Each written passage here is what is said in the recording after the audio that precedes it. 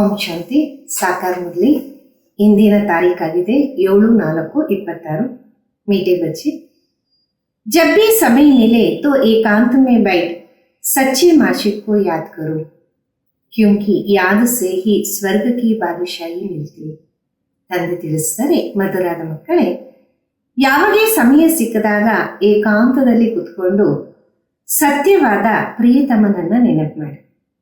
ಯಾಕೆಂದರೆ ನೆನಪಿನಿಂದ ಸ್ವರ್ಗದ ರಾಜ್ಯ ಭಾಗ್ಯ ಸಿಗತ್ತೆ. ಪ್ರಶ್ನೆ ಇದೆ, बाप मिला है तो कौन सा अलबेलापन समाप्त हो जाना चाहिए. ತಂದೆ ಸಿಕ್ಕಿದರೆ ಅಂದ ಮೇಲೆ ಯಾವ ಒಂದು ಆಲಸ್ಯ ಸಮಾಪ್ತಿ ಆಗಬೇಕಾಗಿದೆ? ಉತ್ತರ, कई बच्चे अलबेले हो कहते हम तो बाबा के है ही, याद की मेहनत नहीं करते. ಕೆಲವು ಮಕ್ಕಳು ಆಲಸ್ಯದಲ್ಲಿ ಬಂದು ಅಂತಾರೆ, ನಾವಂತೂ ತಂದೆಯ ಮಗುವಾಗಿದ್ದೀವಿ, ನೆನಪಿನ ಶ್ರಮನೇ ಮಾಡಲ್ಲ. ಗಡಿ ಗಡಿ ಯಾದ್ ಭೂಲ್ ಜಾತಿ ಯೇ ಹೇ ಅಲ್ಬೇಲಾಪನ್. ಗಡಿ ಗಡಿ ನೆನಪು ಮರ್ತೋಗತ್ತೆ, ಇದಾಗಿದೆ ಆಲಸ್ಯತನ. बाबा कहते बच्चे अगर याद में रहो तो अंदर स्थायी खुशी रहेंगी, किसी भी प्रकार का गुटका नहीं आए. ತಂದೆ ಹೇಳ್ತಾರೆ, ಮಕ್ಕಳೇ, ನೆನಪಿನಲ್ಲಿ ಇದ್ದಾಗ ಸ್ಥಿರವಾದಂತಹ ಖುಷಿ ಇರುತ್ತೆ, ಯಾವುದೇ ಪ್ರಕಾರದ ಬಿಕ್ಕಳಿಕೆ ಬರೋದಿಲ್ಲ.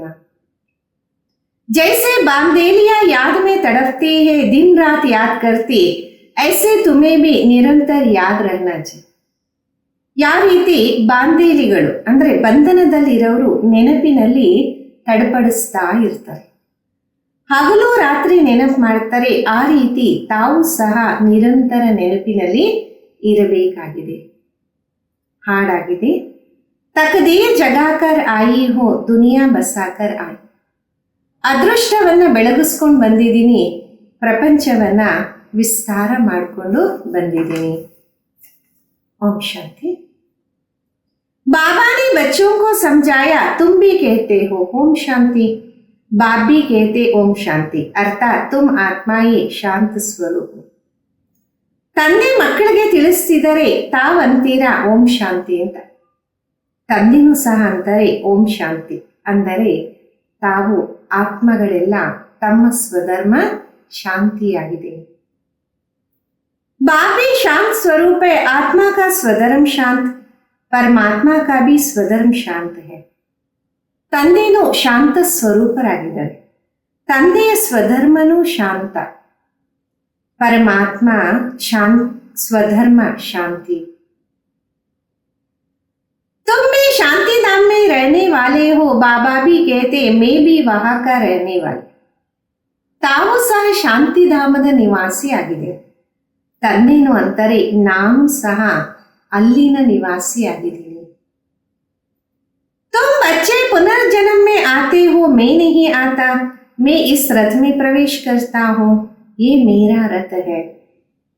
ತಾವು ಮಕ್ಕಳು ಪುನರ್ಜನ್ಮದಲ್ಲಿ ಬರ್ತೀರ, ನಾನು ಬರೋದಿಲ್ಲ, ನಂದು ಈ ಒಂದು ದೇಹ ಫಿಕ್ಸ್ ಇದೆ, ನಾನು ಈತನಲ್ಲಿ ಪ್ರವೇಶ ಮಾಡ್ತೀನಿ, ಇದು ನನ್ನ ದೇಹ ಆಗಿದೆ. शंकर से अगर पूछेंगे, पूछ तो नहीं सकते, परंतु समझो सूक्ष्म वतन में जाकर कोई पूछे तो कहेंगे ये सूक्ष्म शरीर हमारा है. शिव बाबा कहते हैं ये हमारा शरीर नहीं है. ಶಂಕರನನ್ನ ಯಾರಾದ್ರೂ ಕೇಳಿದ್ರೆ, ಕೇಳಕ್ಕಂತೂ ಆಗಲ್ಲ, ಅಸ್ಮಾತ್ ಯಾರಾದ್ರೂ ಹೋಗಿ ಕೇಳಿದ್ರೆ ಸೂಕ್ಷ್ಮ ವತನದಲ್ಲಿ ಆತನೂ ಸಹ ಇದೇ ಹೇಳ್ತಾನೆ, ಈ ಸೂಕ್ಷ್ಮ ದೇಹ ನನ್ನದಾಗಿದೆ. ಶಿವಬಾಬಾ ಅಂತಾರೆ, ಈ ದೇಹ ನನ್ನದಲ್ಲ. ये हमने पराया लिया क्योंकि मुझे भी कर्मेंद्रियों का आधार चाहिए. पहली मुख्य बात समझानी है, पतित पावन ज्ञान का सागर श्री कृष्ण नहीं है. ನಾನು ಬೇರೆಯವರದನ್ನ ತಗೊಂಡಿದ್ದೀನಿ, ನನಗೆ ಕರ್ಮೇಂದ್ರಿಯಗಳ ಆಧಾರ ಬೇಕು. ಮೊಟ್ಟ ಮೊದಲು ಮುಖ್ಯವಾಗಿ ತಂದೆ ತಿಳಿಸ್ತಾರೆ, ಪತಿತ ಪಾವನ ಜ್ಞಾನ ಸಾಗರ श्री कृष्ण अल्लाह. श्री कृष्ण सर्व आत्माओं को पति से पावन नहीं बनाते, वो तो आकर पावन दुनिया में राज्य करते, पहले प्रिंस बनते फिर महाराजा बनते. ಶ್ರೀಕೃಷ್ಣ ಸರ್ವ ಆತ್ಮಗಳನ್ನ ಪತಿತರಿಂದ ಪಾವನ ಮಾಡಲು ಅವರು ಬಂದು ಪಾವನ ಪ್ರಪಂಚವನ್ನ ರಾಜ್ಯವನ್ನ ಸ್ಥಾಪನೆ ಮಾಡ್ತಾರೆ. ಮೊದಲು ರಾಜಕುಮಾರ ಆಗಿರ್ತಾರೆ, ಮತ್ತೆ ಮಹಾರಾಜರಾಗ್ತಾರೆ. ಇಲ್ಲಿ ಯಾರು ರಾಜ್ಯ ಸ್ಥಾಪನೆ ಮಾಡ್ತಾರೆ? ಶಿವಬಾಬಾ. उनमें भी ये ज्ञान नहीं, रचयिता का ज्ञान तो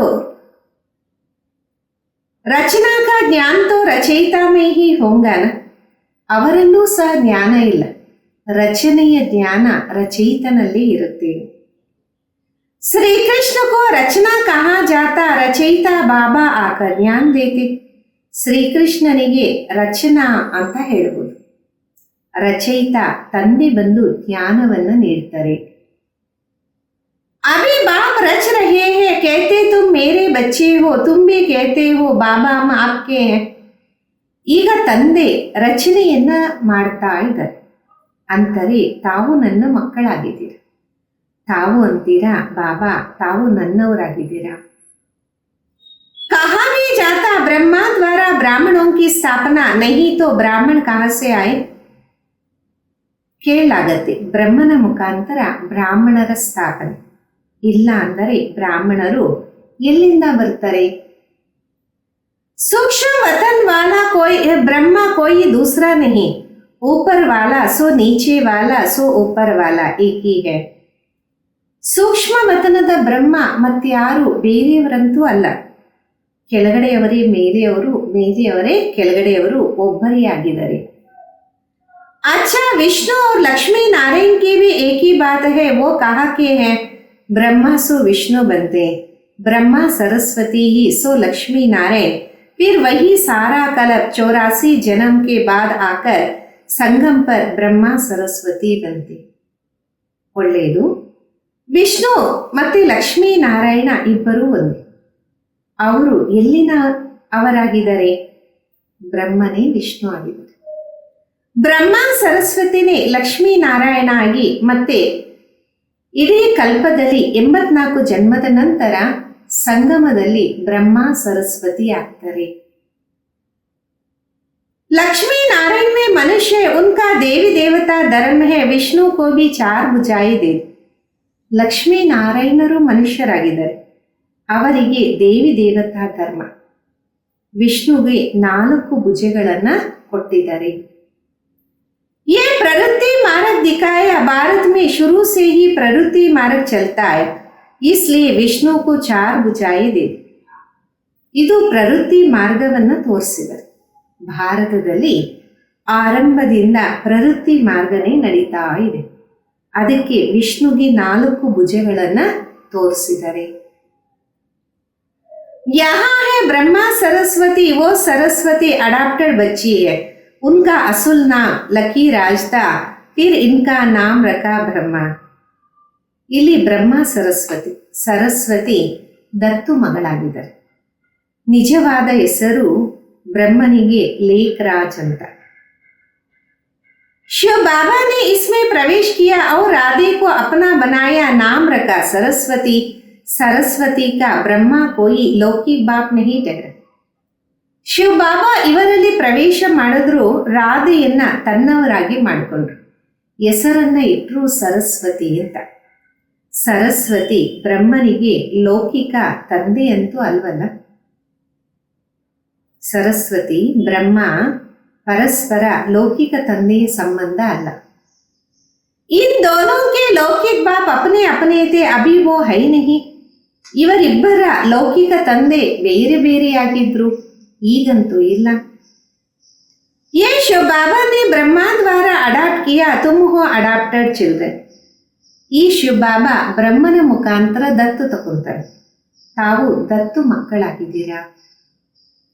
ब्रह्मा भी शिव बाबा का बच्चा है, ब्रह्मा के मुख कमल से रचते हैं, इसलिए ब्रह्मा को भी माता कहा जाता. ಬ್ರಹ್ಮನು ಸಹ ಶಿವಬಾಬಾವರ ಸಂತಾನ, ಬ್ರಹ್ಮನ ಮುಖ ಕಮಲದಿಂದ ರಚನೆ ಮಾಡ್ತಾರೆ, ಅದಕ್ಕೆ ಬ್ರಹ್ಮನಿಗೆ ತಾಯಿ ಅಂತ ಹೇಳಲಾಗತ್ತೆ. तुम मात पिता हम बालक तेरे, तुम्हारी कृपा से सुख गनेरे गाते हैं ना. तुम ब्राह्मण आकर बालक बने हो, ತಾವೇ ತಂದೆ ತಾಯಿ, ನಾವು ನಿಮ್ಮ ಸಂತಾನ, ತಮ್ಮ ಕೃಪೆಯಿಂದ ಅನಂತವಾದ ಸುಖ. ಗಾಯನ ಮಾಡ್ತೀರಲ್ಲ, ತಾವು ಬ್ರಾಹ್ಮಣರೇ ಬಂದು ಬಾಲಕರಾಗ್ತೀರ, ಅಂದರೆ ಸಂತಾನ ಆಗ್ತೀರಾ. इसमें समझने की बुद्धि बड़ी अच्छी चाहिए. तुम बच्चे शिव बाबा से वर्षा लेते हो. ಇವೆಲ್ಲ ಅರ್ಥ ಮಾಡ್ಕೊಳ್ಳೋದಕ್ಕೆ ಬಹಳ ಚೆನ್ನಾಗಿರಬೇಕು ಬುದ್ಧಿ. ಈಗ ಮಕ್ಕಳು ತಂದೆಯಿಂದ ಆಸ್ತಿ ಪಡಿತಾ ಇದೆ. ब्रह्मा कोई स्वर्ग का रचयिता व ज्ञान सागर नहीं, ज्ञान का सागर एक ही बाप है. ಬ್ರಹ್ಮ ಏನು ಸ್ವರ್ಗದ ರಚಯಿತ, ಜ್ಞಾನ ಸಾಗರ ಅಲ್ಲ. ಜ್ಞಾನ ಸಾಗರ ಒಬ್ಬ ತಂದೆಯಾಗಿದ್ದಾರೆ. आत्मा का बाप ही ज्ञान का सागर है. आत्मा भी ज्ञान सागर बनती, परंतु इसको ज्ञान सागर नहीं कहेंगे, क्योंकि सागर एक ही है. तुम सब नदियां हो.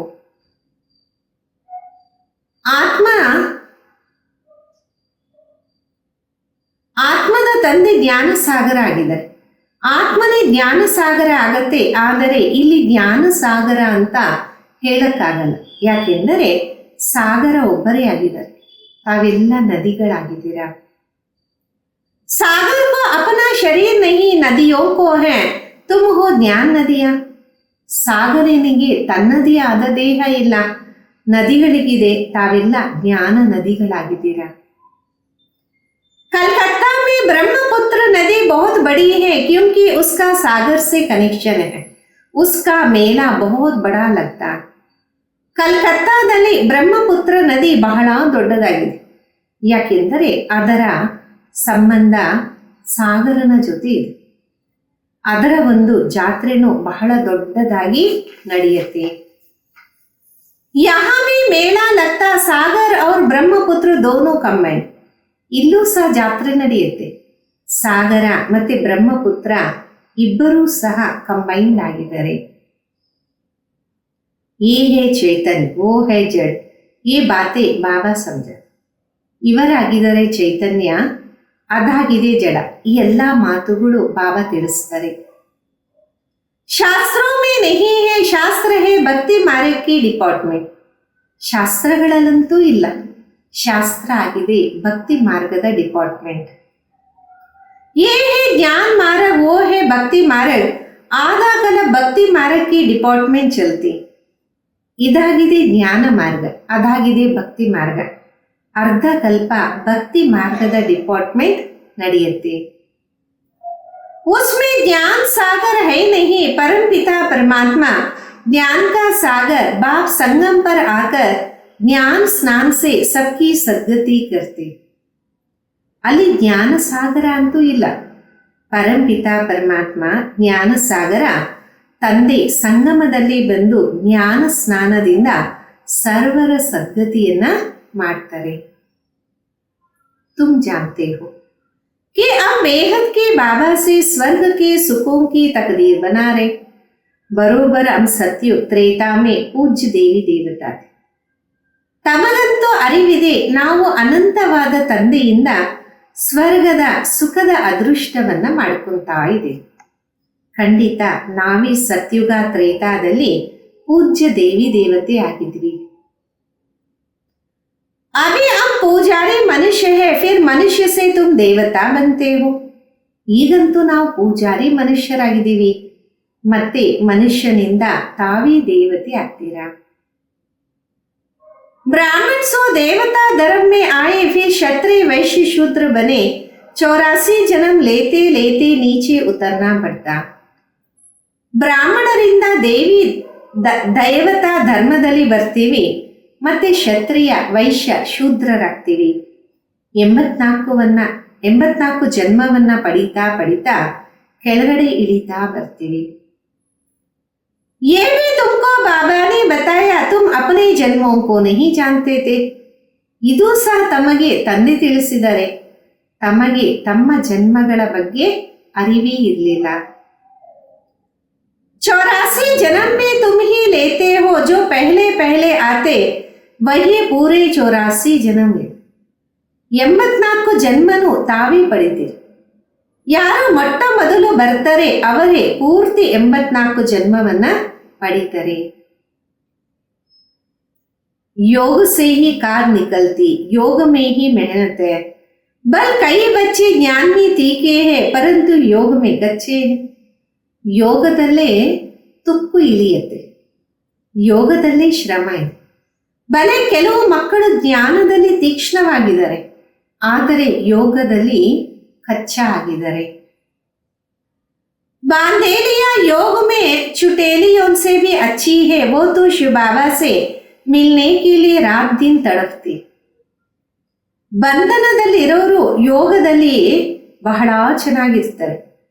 ಯಾರಿಗೆ ಬಂಧನ ಇಲ್ಲ ಅವ್ರಿಗಿಂತಲೂ ಬಂಧನದಲ್ಲಿರೋರು ತುಂಬ ಚೆನ್ನಾಗಿ ಯೋಗ ಮಾಡ್ತಾರೆ. ಶಿವ ಬಾಬುರನ್ನ ಮಿಲನ ಮಾಡಕ್ಕೆ ಹಗಲು ರಾತ್ರಿ ತಡಪಡಿಸ್ತಾ ಇರ್ತಾರೆ. तुम मिले हो, तुमको कहाँ जाता याद करो तो तुम ಗಡಿ ಗಡಿ ಭೂಲ್ ಜಾತೆ ಹೋ. ತಾವು ಮಿಲನ ಮಾಡಿದ್ದೀರಾ, ತಮಗೆ ನೆನಪು ಮಾಡಿ ಅಂತ ತಿಳಿಸಿದಾಗ ಗಡಿ ಗಡಿ ಮರೆತೋಗ್ತೀರಾ. तुमको तूफान बहुत आते ये याद में तड़पती है तुम तड़पते नहीं. ತಮಗೆ ಬಹಳಷ್ಟು ಬಿರುಗಾಳಿ ಬರುತ್ತೆ, ಅವರು ನೆನಪಿನಲ್ಲಿ ತಡಪಡಿಸ್ತಾರೆ, ತಾವಂತೂ ತಡಪಡಿಸೋದಿಲ್ಲ. उनका घर बैठे हुए उच्च पद हो जाता, तुम बच्चे जानते हो बाबा की याद में रहने से हमको स्वर्ग की बादशाही मिलती. ಅವರಿಗೆ ಮನೆಯಲ್ಲಿ ಕೂತಿದ್ದಂಗೆ ಉನ್ನತವಾದ ಪದವಿ ಸಿಕ್ಬಿಡುತ್ತೆ. ತಮ್ಮ ಮಕ್ಕಳಿಗೆ ಗೊತ್ತಿದೆ ಬಾಬಾವರ ನೆನಪಿನಿಂದ ನಮಗೆ ಸ್ವರ್ಗದ ರಾಜ್ಯ ಭಾಗ್ಯ ಸಿಗತ್ತೆ. जैसे बच्चा गर्भ से निकलने के लिए तड़पता वैसे बांधेलिया तड़पते तड़पते पुकारती है शिव बाबा इस बंधन से निकाल. ಯಾವ ರೀತಿ ಗರ್ಭದಲ್ಲಿ ಮಗು ತಡಪಡಿಸ್ತಾ ಇರುತ್ತೆ ಹೊರಗಡೆ ಬರಕ್ಕೆ, ಆ ರೀತಿ ಬಂಧನದಲ್ಲಿರೋರು ತಡಪಡಿಸ್ತಾ ಇರ್ತಾರೆ, ಕರೀತಾ ಇರ್ತಾರೆ, ಬಾಬಾ ಈ ಬಂಧನದಿಂದ ನಮ್ಮನ್ನ ಬಿಡುಗಡೆ ಮಾಡಿ. दिन रात याद करती तुमको बाबा मिला है तो तुम अलबेले हो पड़ते हो. ಹಗಲು ರಾತ್ರಿ ನೆನಪು ಮಾಡ್ತಾ ಇರ್ತಾರೆ, ತಮಗೆ ತಂದೆ ಸಿಕ್ಕಿದರೆ ಆದರೆ ತಾವು ಆಲಸ್ಯದಲ್ಲಿ ಸಿಕ್ಕಾಕೊಳ್ತೀರಾ. हम बाबा के बच्चे हैं, हम ये शरीर छोड़ जाए प्रिंस बनेंगे, ये अंदर स्थायी ಖುಷಿ रहनी चाहिए. ನಾವು ತಂದೆಯ ಸಂತಾನ, ನಾವು ಈ ದೇಹವನ್ನ ಬಿಟ್ಟು ರಾಜಕುಮಾರರಾಗ್ತೀವಿ, ಆಂತರ್ಯದಲ್ಲಿ ಸ್ಥಿರವಾದ ಖುಷಿ ಇರಬೇಕು. परंतु माया याद करने नहीं देती, याद से खुशी में बहुत रहेंगे. ಆದರೆ ಮಾಯೆ ನೆನಪು ಮಾಡಕ್ ಬಿಡಲ್ಲ, ನೆನಪಿನಲ್ಲಿ ಖುಷಿಯಲ್ಲೂ ಬಹಳಷ್ಟು ಜನ ಇರ್ತಾರೆ. याद नहीं करेंगे तो गुटखा खाते रहेंगे, आधा कल्प तुमने रावण राज्य में दुख देखा. ನೆನಪು ಮಾಡಿಲ್ಲ ಅಂದ್ರೆ ಬಿಕ್ಕಳಿಕೆಯಲ್ಲಿ ಸಿಕ್ಕಾಕೊಂಡಿರ್ತಾರೆ. ಅರ್ಧ ಕಲ್ಪ ತಾವು ರಾವಣ ರಾಜ್ಯದಲ್ಲಿ ದುಃಖವನ್ನ ನೋಡಿದ್ರಿ. अकाली मृत्यु होता आया दुख तो है ही ना. अकाली मृत्यु ಆಗ್ತಾ ಬಂತು, ದುಃಖ ಅಂತೂ ಇತ್ತಲ್ಲ. बल कितना भी सावकार हो दुख तो होता है, अकाली मृत्यु हो जाते. ಬಲೆ ಎಷ್ಟೇ ಧನವಂತರಿರ್ಬೋದು, ದುಃಖ ಅಂತೂ ಇರುತ್ತೆ, ಅಕಾಲಿ ಮೃತ್ಯು ಆಗ್ಬಿಡುತ್ತೆ. सतयुग में ऐसे अकाली नहीं मरते, कभी बीमार नहीं होते, समय पर बैठे बैठे आपे ही एक शरीर छोड़ दूसरा लेते. ಸತ್ಯುಗದಲ್ಲಿ ಈ ರೀತಿ ಅಕಾಲಿ ಮೃತ್ಯು ಆಗೋದಿಲ್ಲ, ಅನಾರೋಗ್ಯಗಳು ಆಗೋದಿಲ್ಲ. ಸಮಯದಲ್ಲಿ ಕೂತಿರೋ ಕಡೆ ತನಗ್ ತಾನೇ ಒಂದು ದೇಹವನ್ನ ಬಿಟ್ಟು ಮತ್ತೊಂದು ಪಡಿತಾರೆ. उसका नाम ही है सुखधाम. ಮನುಷ್ಯ तो स्वर्ग की बातों को कल्पना समझते, ಅದರ ಹೆಸರೇ ಆಗಿದೆ ಸುಖಧಾಮ್. ಸತ್ಯುಗದಲ್ಲಿ ಸ್ವರ್ಗದ ಮಾತುಗಳನ್ನ ಕಲ್ಪನೆ ಅಂತ ತಿಳ್ಕೊಳ್ತಾರೆ. कहेंगे स्वर्ग कहाँ से आया तुम जानते हो, हम तो स्वर्ग में रहने वाले ये 84 जन्म लेते. ಅಂತಾರೆ ಸ್ವರ್ಗ ಎಲ್ಲಿಂದ ಬಂತು, ತಮಗೆ ಗೊತ್ತಿದೆ ನಾವು ಸ್ವರ್ಗದಲ್ಲಿ ಇರ್ತೀವಿ ಮತ್ತೆ 84 ಜನ್ಮವನ್ನ ಪಡಿತೀವಿ. ये सारा खेल भारत पर ही बना है तुम जानते हो, हम 21 जन्म पावन देवता थे फिर ही हम क्षत्रिय वैश्य शूद्र बने. ಈ ಎಲ್ಲ ಆಟ ಭಾರತದಲ್ಲಿ ತಯಾರಾಗಿದೆ. ತಮಗೆ ಗೊತ್ತಿದೆ ನಾವೇ 21 ಜನ್ಮ ಪಾವನ ದೇವತೆ ಆಗಿದೆ, ಮತ್ತೆ ನಾವೇ ಕ್ಷತ್ರಿಯ ವೈಶ್ಯ ಶೂದ್ರರಾಗ್ತೀವಿ. और फिर ब्राह्मण बने हैं, ये स्वदर्शन चक्र बहुत सहज है, ये ಶಿವ ಬಾಬಾ ವೈ ಸಮझा. ಈಗ ಮತ್ತೆ ಬ್ರಾಹ್ಮಣರಾಗಿದ್ದೀವಿ. ಈ ಸ್ವದರ್ಶನ ಚಕ್ರ ಬಹಳ ಸಹಜ. ಶಿವ ಬಾಬಾ ಕುತ್ಕೊಂಡು ತಿಳಿಸ್ತಾ ಇದ್ದಾರೆ.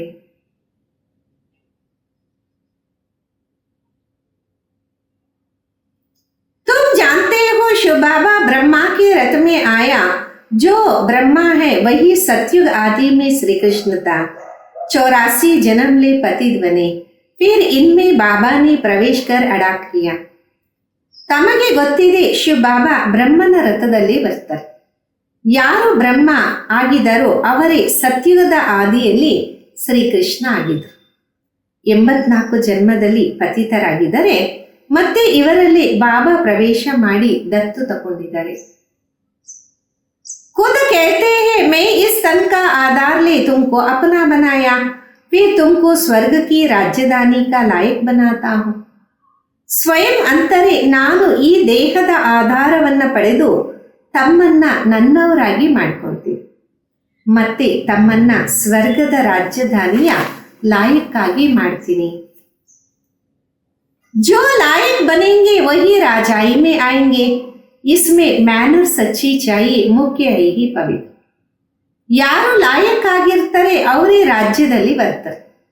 ಇದರಲ್ಲಿ ಮ್ಯಾನರ್ಸ್ ಚೆನ್ನಾಗಿರ್ಬೇಕು, मुख्य आಗಿದೆ पवित्रते.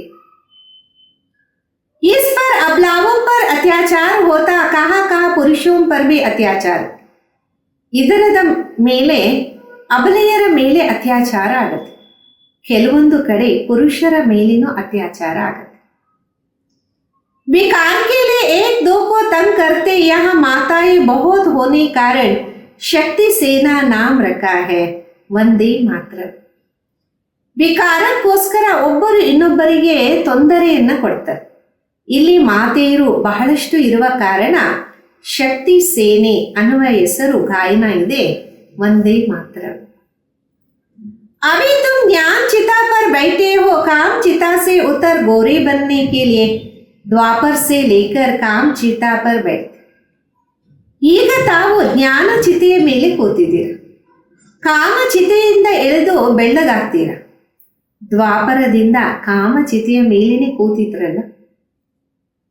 एक दो को विकार देने का हथियाला विकारी ब्राह्मण बांधते, तुम हो ನಿರ್ವಿಕಾರಿ ಬ್ರಾಹ್ಮಣ. ಒಬ್ಬರು ಇನ್ನೊಬ್ಬರಿಗೆ ವಿಕಾರವನ್ನ ನೀಡುವ ಕಂಕಣವನ್ನ ಬ್ರಾಹ್ಮಣ ಕಟ್ಟಿಸ್ತಾರೆ, ತಾವಂತೂ ನಿರ್ವಿಕಾರಿ ಬ್ರಾಹ್ಮಣರಾಗಿದ್ದೀರಾ. तुम वहां कैंसिल कराई ज्ञान चिता पर बैठते हो, काम चिता से काले बने ज्ञान चिता से गोरे बने. ಅದನ್ನ ತಾವು ಕ್ಯಾನ್ಸಲ್ ಮಾಡಿ ಜ್ಞಾನ ಚಿತೆಯ ಮೇಲೆ ಕೂತಿದ್ದೀರಿ. ಕಾಮ ಚಿತೆಯಿಂದ ಕಪ್ಪಗಾದ್ರೆ ಈಗ ಜ್ಞಾನ ಚಿತೆಯಿಂದ ಬೆಳ್ಳಗಾಗ್ತೀರಾ. बाबा कहते बल इकट्ठे रहो, परंतु प्रतिज्ञा करनी है हम विकार में नहीं जाएंगे. इसलिए बाबा अंगुली भी पहनाते हैं, अंगूठी भी पहनाते हैं. ಶಿವ ಬಾಬಾ ಬಾಪಿ ಹೇ ಸಾಜನ್ ಭಿ. ತಂದೆ ಹೇಳ್ತಾರೆ ತಾವು ಜೊತೆಯಲ್ಲಿದ್ರೂ ಸಹ ಪ್ರತಿಜ್ಞೆಯನ್ನ ಮಾಡಬೇಕು, ನಾವು ವಿಕಾರದಲ್ಲಿ ಹೋಗೋದಿಲ್ಲ. ಅದಕ್ಕೋಸ್ಕರ ಬಾಬಾ ಉಂಗುರವನ್ನು ತೊಡಗಿಸ್ತಾರೆ. ಶಿವ ಬಾಬಾ ತಂದೆನೂ ಆಗಿದ್ದಾರೆ, ಪ್ರಿಯತಮನೂ ಆಗಿದ್ದಾರೆ. ಸಭಿ ಸೀತಾओं का राम है वही पतित पावन. ಎಲ್ಲ ಸೀತೆಯರು ರಾಮ, ಅವರೇ ಪತಿತ ಪಾವನ. बाकी रघुपति राघव राजा राम की बात नहीं, उसने संगम पर ही ये प्रारब्ध पाई. बाकी रघुपति राघव ರಾಜಾ ರಾಮನ ಮಾತೇ ಇಲ್ಲ, ಅವರು ಸಹ ಸಂಗಮದಲ್ಲಿ ಪ್ರಾರಬ್ಧವನ್ನ ಪಡೆದಿದ್ರು.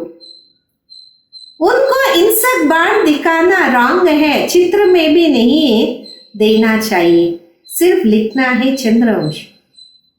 ಅವರಿಗೆ ಹಿಂಸೆಯ ಬಾಣವನ್ನ ತೋರಿಸೋದು ತಪ್ಪಾಗಿದೆ, ಚಿತ್ರದಲ್ಲಿ ತೋರಿಸಬಾರದು, ಸುಮ್ಮನೆ ಚಂದ್ರವಂಶ ಅಂತ ಬರಿಬೇಕಾಗಿದೆ. बच्चों को समझाना चाहिए, शिव बाबा इस द्वारा हमको ये चक्र का राज समझा रहे. सत्यनारायण की कथा होती है, ಮಕ್ಕಳು ತಿಳಿಸ್ಕೊಡ್ಬೇಕಾಗಿದೆ. ಶಿವ ಬಾಬಾ ಇವರ ಮುಖಾಂತರ ನಮಗೆ ಚಕ್ರದ ರಹಸ್ಯವನ್ನು ತಿಳಿಸ್ತಾರೆ. ಸತ್ಯನಾರಾಯಣ ಕತೆ ಇದೆಯಲ್ಲ,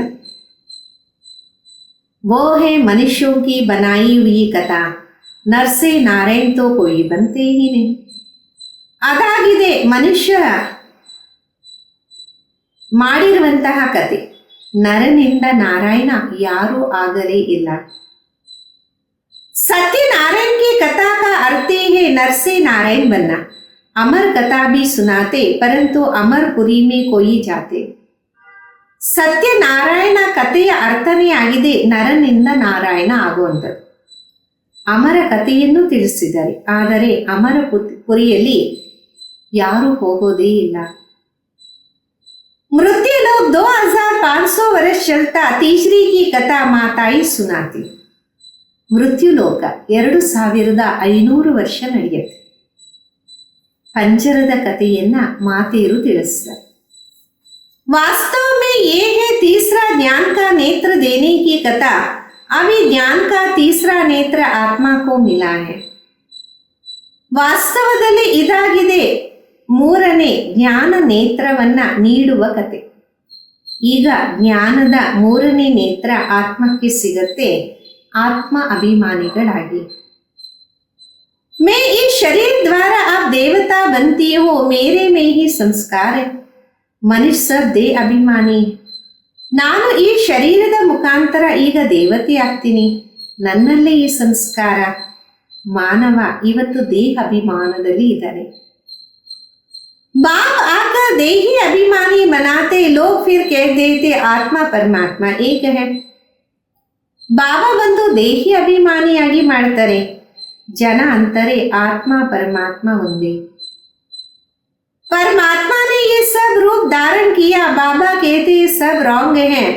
इसको मिथ्य अभिमान मिथ्य ज्ञान कहा जाए. ಪರಮಾತ್ಮ ಇವೆಲ್ಲ ರೂಪಗಳನ್ನ ಧಾರಣೆ ಮಾಡಿದ್ದಾರೆ ಅಂತ ತಂದೆ ತಿಳಿಸ್ತಾರೆ. ಇದೆಲ್ಲ ತಪ್ಪು, ಇದೆಲ್ಲ ಮಿಥ್ಯ ಅಭಿಮಾನ ಮಿಥ್ಯ ಜ್ಞಾನ ಅಂತ ಹೇಳ್ಬೋದು. बाप बतलाते हैं मैं बिंदी मिसाल, तुम नहीं जानते थे, ये भी नहीं जानते थे. अभी बाबा समझाते इसमें संशय नहीं आनी चाहिए, निश्चय होना चाहिए. ತಂದೆ ತಿಳಿಸ್ತಾರೆ ನಾನು ಬಿಂದು ಸಮಾನ, ನಿಮಗೂ ಗೊತ್ತಿರಲಿಲ್ಲ, ಇವರಿಗೂ ಗೊತ್ತಿರಲಿಲ್ಲ. ಈಗ ತಂದೆ ತಿಳಿಸ್ತಾರೆ ಇದರಲ್ಲಿ ಸಂಶಯವನ್ನ ತರಬೇಡಿ, ನಿಶ್ಚಯ ಬುದ್ಧಿಯಾಗಿರಿ. बाबा जब सत्य ही बोलते हैं संशय बुद्धि विनश्यन्ते, ये पूरा वर्षा नहीं पाएंगे. ಆತ್ಮ ಅಭಿಮಾನಿ ಬನ್ನೇ ಮೇ ಹಿ ಮೇಹನತ್. ತಂದೆ ಖಂಡಿತ ಸತ್ಯವನ್ನೇ ತಿಳಿಸ್ತಾರೆ, ಸಂಶಯ ಬುದ್ಧಿ ವಿನಶ್ಯಂತಿ ಆಗ್ತಾರೆ, ಅಂದ್ರೆ ವಿನಾಶವನ್ನ ಪಡೀತಾರೆ. ಅವರು ಪೂರ್ತಿ ಆಸ್ತಿಯನ್ನ ಪಡೆಯಲ್ಲ. ಆತ್ಮ ಅಭಿಮಾನಿಯಾಗಿರೋದ್ರಲ್ಲಿ ಶ್ರಮ ಇದೆ. खाना पकाते बुद्धि बाबा की तरफ लगी रहे, हर बात में ये प्रैक्टिस करनी चाहिए. ಆಹಾರವನ್ನ ಬೇಯಿಸ್ತಿದ್ರೂ ಸಹ ಬುದ್ಧಿ ತಂದೆಯ ಕಡೆಗೆ ತೊಡಗಿಸಬೇಕಾಗಿದೆ. ಪ್ರತಿಯೊಂದು ಮಾತಿನಲ್ಲಿ ಅಭ್ಯಾಸ ಇರಬೇಕು. रोटी बेलते अपने माशिक को याद करते रहना, ये अभ्यास हर बात में चाहिए. जितना समय फुर्सत मिले याद करना. ರೊಟ್ಟಿ ಮಾಡ್ತಿದ್ರೂ ಸಹ ಪ್ರಿಯತಮನನ್ನ ನೆನಪು ಮಾಡ್ತಾ ಇರಬೇಕು. ಈ ಅಭ್ಯಾಸ ಪ್ರತಿಯೊಂದು ಮಾತಿನಲ್ಲೂ ಇರಬೇಕು. ಎಷ್ಟು ಸಮಯ ಪುರ್ಸೊತ್ತು ಸಿಗತ್ತೋ ನೆನಪಿನಲ್ಲೇ ಇರಬೇಕು. ಯಾದ ಸೇ ತುಮ್ ಸತೋ ಪ್ರಧಾನ್ ಬನೆಂಗೆ 8 ಗಂಟಾ ಕರ್ಮ ಕೆ ಲಿಯೆ छुट्टी. ನೆನಪಿನಿಂದ ತಾವು ಸತೋ ಪ್ರಧಾನ ಆಗ್ತೀರ. 8 ಅವರ್ ಕರ್ಮಕ್ಕೋಸ್ಕರ ಬಾಬಾ ಸಮಯವನ್ನ ನೀಡಿದರು. बीच में भी एकांत में जाकर बैठना चाहिए. तुम्हें सबको बाबा का परिचय सुनाना, आज नहीं सुनेंगे तो कल सुनेंगे. ಮಧ್ಯದಲ್ಲಿ ಏಕಾಂತದಲ್ಲಿ ಹೋಗಿ ಕುತ್ಕೊಳ್ಬೇಕಾಗಿದೆ. ತಾವು ಎಲ್ಲರಿಗೂ ಬಾಬಾ ಅವರ ಪರಿಚಯವನ್ನ ತಿಳಿಸಿ. ಇವತ್ತು ತಿಳಿಸಿಲ್ಲ ಅಂದ್ರೆ ತಿಳಿದಿಲ್ಲ ಅಂದ್ರೆ ನಾಳೆ ತಿಳ್ಕೊಂತಾರೆ. बाप स्वर्ग स्थापन करते, हम स्वर्ग में थे, अभी फिर नरकवासी हुए. अब फिर बाबा से वर्षा मिलना चाहिए. ಬಾಬಾ ಸ್ವರ್ಗದ ಸ್ಥಾಪನೆಯನ್ನ ಮಾಡ್ತಿದ್ದಾರೆ. ನಾವು ಸ್ವರ್ಗದಲ್ಲಿ ಇದ್ವಿ, ಈಗ ಮತ್ತೆ ನರಕವಾಸಿ ಆಗಿದೆ. ಈಗ ಮತ್ತೆ ತಂದೆಯಿಂದ ಆಸ್ತಿ ಸಿಗ್ತಾ ಇದೆ. भारतवासियों को ही समझाते बाबा आते भारत में है, देखो तुम्हारे पास मुसलमान लोग भी आते, वो भी सेंटर संभालते हैं.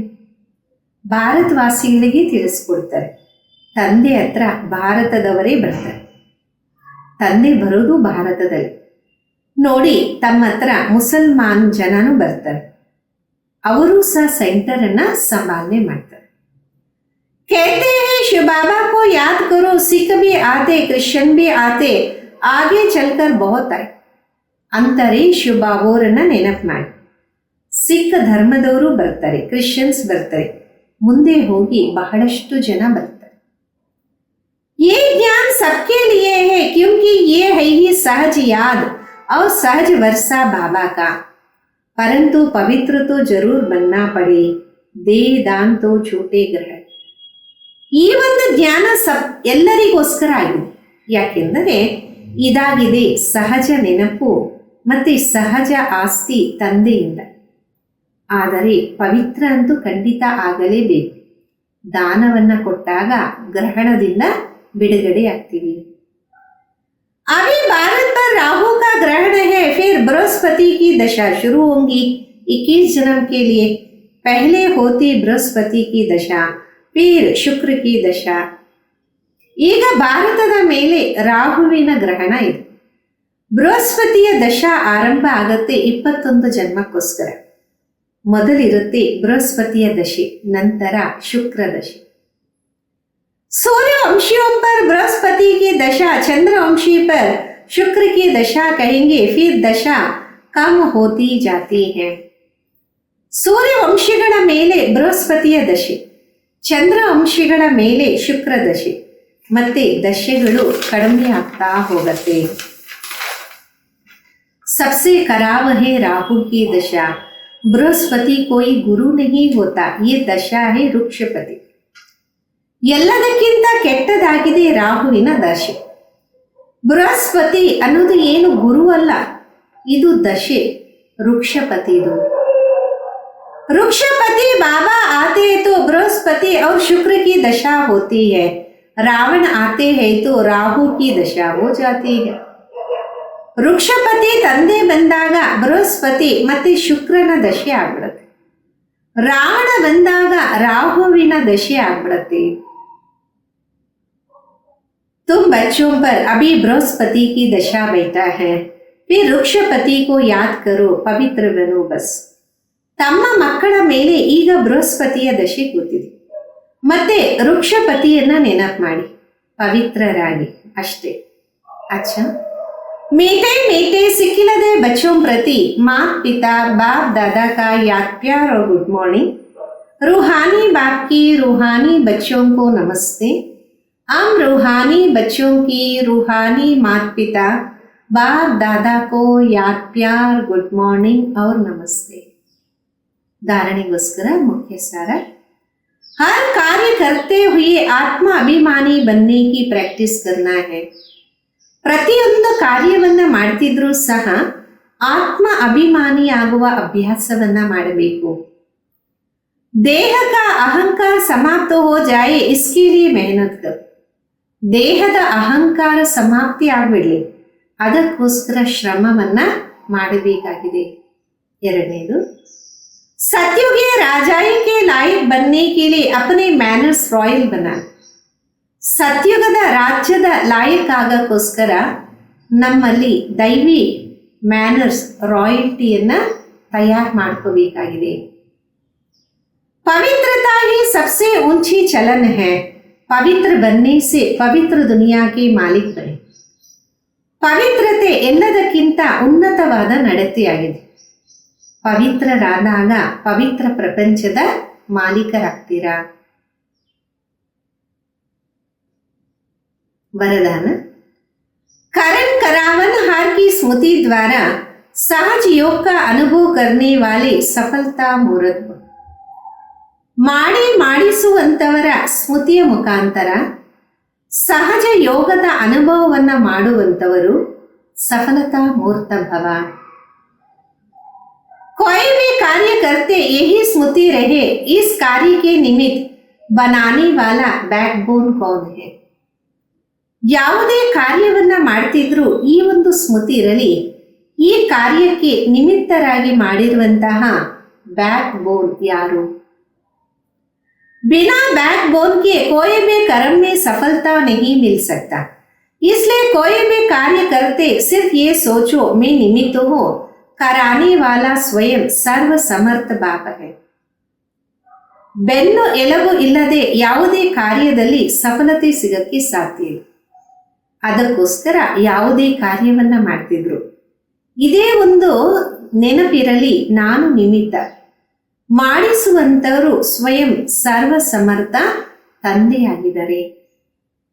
ये स्मृति में रख कर्म करो तो सहज योग की अनुभूति होती रहेगी. ಈ ಸ್ಮೃತಿಯನ್ನ ಇಟ್ಕೊಂಡು ಕರ್ಮವನ್ನ ಮಾಡಿ ಆಗ ಸಹಜ ಯೋಗದ ಅನುಭೂತಿ ಆಗ್ತಾ ಇರುತ್ತೆ. फिर ये सहज योग वहां सहज राज्य कराएगा, यहाँ के संस्कार वाले हो जाए. ಮತ್ತೆ ಈ ಸಹಜ ಯೋಗ ಅಲ್ಲಿ ಸಹಜ ರಾಜ್ಯವನ್ನ ಮಾಡಿಸುತ್ತೆ. ಇಲ್ಲಿನ ಸಂಸ್ಕಾರ ಅಲ್ಲಿ ತಗೊಂಡೋಗ್ತೀರಾ. ಸ್ಲೋಗನ್ ಆಗಿದೆ, इच्छाएं परछाई के समान है, आप पीठ कर लो तो पीछे पीछे आए. ಇಚ್ಛೆ ನೆರಳಿನ ಸಮಾನ ಆಗಿದೆ.